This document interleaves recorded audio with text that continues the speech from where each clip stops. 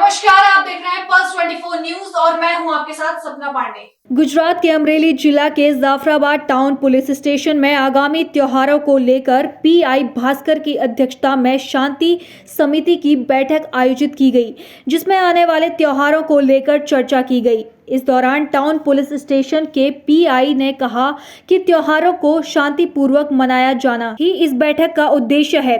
वहीं जाफराबाद के विश्व हिंदू परिषद बजरंग दल के कार्यकर्ता भी इस बैठक में मौजूद रहे। प्रत्याघात पड़તું હોય ને એના કારણે બીજા દેશ બીજા રાજ્યમાં બીજા બધી જગ્યાએ એનો પ્રત્યાઘાત તરત પડી શકે છે। એટલે તહેવારમાં બિલકુલ આપણે કોઈ પણ સિંગલ કાંઈ એવી કોઈ મેટર ન બનવી જોઈએ કે જેનો પ્રત્યાઘાત બીજે બધા વિસ્તારોમાં પણ પડે એમ। એટલે ખાસ બધાએ ધ્યાન રાખવું, બધાની જવાબદારી છે। કેમ કે હું તમને હજી કહું છું કે જેણે પરમિશન લીધી છે એ ગણેશ વિસર્જનમાં અથવા અહીંયા કાંઈ પણ બનાવ બનશે, ફર્સ્ટ હી ઇઝ રિસ્પોન્સિબલ, એની જવાબદારી છે ત્યાં શું બન્યું છે। અમે એ જગ્યાએ કાંઈ પણ બનાવ બનશે અથવા કાંઈ પણ ગુનો દાખલ થવાનો છે, પહેલું નામ અમે એનું જ લખવાનું છે।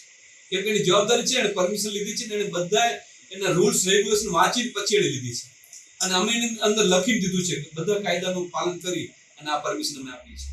એટલે એ રીતે બધું એનું પાલન કરાવવાનું અને વ્યવસ્થિત જવાબદારી દિવસે એમને એવું નહીં પરમિશન લઈને પછી પોતે વહી જાય મહુવા કે બીજે સુઈ જાય, એવું નહીં। જેણે પરમિશન લીધી છે એની જવાબદારી છે। કાંઈ પણ બનાવ બનશે તો ડાયરેક્ટલી ઇનડાયરેક્ટલી એમના ઉપર આવશે। કેમ કે અમે હમણાં આપણે આ ઓલું કરી કેટલું શાંતિથી સારી રીતે જવાબદારીથી, વરસાદ હતો તોય અમે ભેગા રહેતા હતા, ભીંજાતા હતા તોય, કેમ કે અમારી જવાબદારી હોય આપણે કે ત્યારે આપણે ઊંઘ ના આવે જ્યાં સુધી પૂરું ના થાય।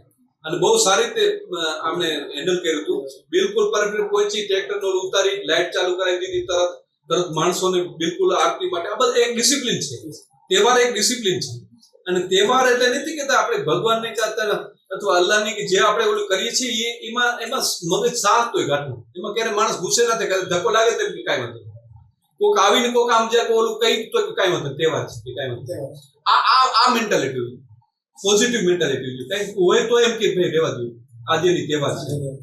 એટલે આવી રીતે સારી રીતે તહેવાર આપણે ઉજવાય અને આવતી ગણપતિ સ્થાપના અને વિસર્જન માટે, ઈદ માટે બધાને ખૂબ ખૂબ શુભકામનાઓ આપું છું।